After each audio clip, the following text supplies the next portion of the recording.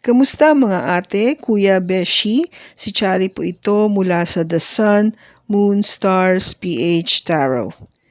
Ipapaalam ko lang po na ito po ay isang general read o pangkahalatang pagbabasa at maaring hindi lahat ay magtugma sa inyong sitwasyon. I-check din nyo ang inyong Moon, Rising at Venus sign. Baka doon mas tumugma ang read para sa inyo. At kung ang mensahe ay tama sa inyo, paki-like lang po at mag-subscribe kung hindi pa ninyo ito ginagawa. Okay, mag-umpisa na po tayo. Hello po mga ate ko Beshi, kamusta na po kayo? Andito ulit ako si Chari para gumawa ng another reading, and this is for the sign of Pisces, Sun, Moon, Rising, and Venus. And of course, welcome po yung cross-watchers natin at yung mga bago po natin viewers ni Pisces. Ito po yung October 12, 2023 reading natin. So, tignan natin Pisces kung ano yung message for today, yung gustong ipaalam sa'yo, yung mensahe.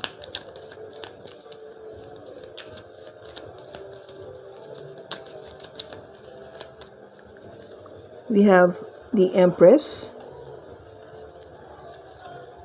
We have the World. We have the Ace of Pentacles. We have the Four of Wands and the Seven of Cups. Bottom is the Three of Cups. Okay, Pisces. So, yung ating pinaka-sentro ng pagbabasa ngayon, itong araw na to, nakasentro dito sa Empress. Okay? Siya yung, kung gaba isang energy na nagsasabi na, ito ang level ko, Pisces. Alam mo kung gaano ka valuable. Alam mo kung sino ka. Alam mo yung value mo. Alam mo yung halaga mo. Okay? Alam mo kung ano yung capable ka to give. Ikaw ang isang tao na punong-puno ng pagmamahal at you have the capacity to provide abundance, no? Sa maraming bagay. You have the capacity to give birth, no? Magbigay ng buhay sa ating mga tao na o mga Pisces natin na pregnant ngayon. You have the capacity to give birth. No? Kasi ang Empress is all about yung pagkakaroon ng kasaganahan. Okay? Siya yung, kung gaba sa tawag dito sa planets, ang nire-represent ng Empress is Venus. No? Ang Venus is the goddess of love and abundance and beauty and money. Okay? So, siya yun. And you possesses that, Pisces. Meron ka nito. Kung gaba sa nakaraan, dumaan ka sa isang cycle na depende yan kung maganda o hindi. Pero natapos na yun eh. Whatever that cycle was, natapos mo na yun. It's over. It's done. Ayaw mo na yung balikan. Kasi ang hinaharap mo ngayon ay panibagong pag-uumpisa. A new beginning. A new beginning in resources, no? Ace of Pentacles. Ang gusto mo is maraming kabuhayan. Yung things na something materialistic na talagang makikita mo na nakikita mo na masagana ka financially. Okay? Kung gaba this time, Pisces, I think you've learned. You've learned to be more on a practical side, no? Because Pentacles it signifies the earth, which is more of practicality, yung pagiging practical natin sa buhay. And when I mean practicalities, of course, it means having money. No? Meron tayong pera, meron tayong trabaho, meron tayong career, Meron tayong lupa, bahay, kotse, etc., etc. Okay? All the material things. Yun yung gusto natin. Hindi ko sinasabi na nabawasan na yung pagmamahal mo, no? Maybe because this time, you love yourself more. Natuto ka ng mahalin ang sarili mo, no? With the energy of the Empress. Kasi ngayon, you want things na maramdaman mo naman yung ginhawa, no? With having the money, the resources.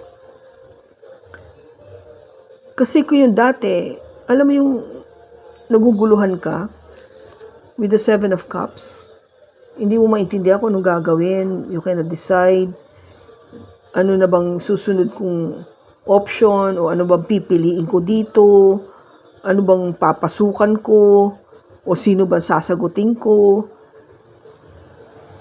Yung mga ganung bagay, magulong isipan mo, confusing. You cannot make up your mind, you cannot make any concrete decision. Wala talaga. Magulo eh. Yun yung pinagdaanan mo na mahirap. But this time, hindi. No? Because you've learned, you've gotten that energy of the Empress, and nobody can bring you down. Walang pwedeng makababa sa'yo. Kasi ang Empress ang tinitingala. Hindi ikaw bababa sa kanilang level. Hindi ka hahabol. Ikaw yung hinahabol. Okay, Pisces? Kasi with the Four of Wands, dito, pinapakita mo kung gaano ka katatag, kung gaano ka kasolid, kung gaano ka kalakas, ka-strong. Yung foundation mo, no, na-build mo na siya, naayos mo na. Kung before, nagkaroon ka ng tower moment, nagulo, nag-crumble, hindi mo na maintindihan paano mo pipick upin yung sarili mo ulit. No, pero alam mo yon, nabago mo lahat yon. You did what you should do. You use your intuition, ginamit mo intuition mo, sinundan mo yon, nagpakatatag ka, nagpakalakas ka ng loob, ginawa mo ang tama, minahal mo ang iyong sarili. Kaya, ngayon, napakaganda ng iyong foundation. Walang pwedeng sumira o mag-down sa'yo sa na-achieve mo na. Okay, Pisces? Kasi kung before, there are friends na talagang, okay, dyan lang sila, no? Gusto lang nila chika-chika, ganun-ganun. But, with the Page of Swords, natuto ka na nga eh. Naging matalas ka na. Matalas ka na sa pag-iisip, matalas ka na sa pagsasalita. I mean, hindi naman yung brutally na talagang aray ah. But what I'm saying is, you just speak your truth. No? Sinasabi mo lang yung katotohanan mo. And some people won't take it really nicely. Sabihin nila, bago na to si Pisces ha. But dapat lang. Kasi you're the Empress. You know what you are saying. You know, and you mean what you say. And now, you are the Queen of Pentacles. The Queen of Pentacles is the junior of the Empress. Ito kasi, yung Queen of Pentacles, ang energy nito is coming from an earth sign, Taurus, Virgo, or Capricorn. Hindi siya basta natitinag. Lumalaban siya. Lumalaban siya ng patas. Ginagamit niya ang kanyang pag-iisip, less ang damdamin, nagiging very practical siya. Ginagamit niya yung kanyang katalinuhan, ang kanyang utak. Nag-i-strategize siya, nagpaplano bago siya kumilos. And you have this already. Ginamit mo to, yung energy na to. Kaya natuto ka na, Pisces. And now you have justice. This is an energy coming from a Libra. You will find that everything is now balanced. Na lahat ng iyong gagawin, kaya mong balansehin. Kaya mong ipaglaban ng patas. Hindi yung dati parang pakiramdam mo lagi kang talo. Kasi ang bait-bait mo, kasi mapagbigay ka. Ngayon hindi. Lalaban ka ng patas kasi matatag ka na. Tumatag ka, tumigas ka, minahal mo sarili mo. And hindi ka takot, no? With the King of Swords energy, hindi ka takot. You're not afraid to speak your truth. For people to know for you to let people know kung ano talaga yung nakikita mo sa kanila. Para sabihin mo sa kanila yung katotohanan, hindi ka natatakot. That's what you see. And we know naman na napaka-intuitive mo, Pisces. Hindi ka magsisinungaling. You're just coming to tell the truth. Which is good kasi hindi lahat ng tao kaya magsabi ng katotohanan. At hindi lahat ng tao kayang tanggapin ang katotohanan. But somehow, we need to learn and we need to hear the truth. Diba? Nasa sa atin na yan kung tatanggapin mo o hindi. But you, Pisces, ikaw yung tigasabi. Ikaw yung tigapaalam. Tigapagpaalam ng katotohanan. Kaya mo ipaalam. You are the Empress. Okay? So, ano lang, stick with that. And always keep that Empress energy in you. Okay? Tignan natin kung ano yung additional message pa for Pisces.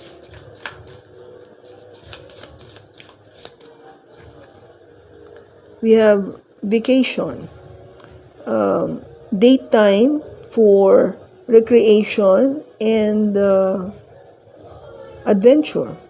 So sinasabi dito na magbakasyon ka naman, no? Take time to relax kasi I think you've been working very hard.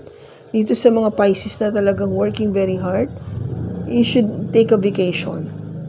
And unicorn, invite serendipity. Okay, so parang sinasabi niya dito is yung mangyari ulit, no? Babalik ulit yung nakaraan na maganda. So maybe there something that will be happening with you pagdating dito sa serendipity na to. You know, kung yung serendipity is something that is really meant to be. Something na talagang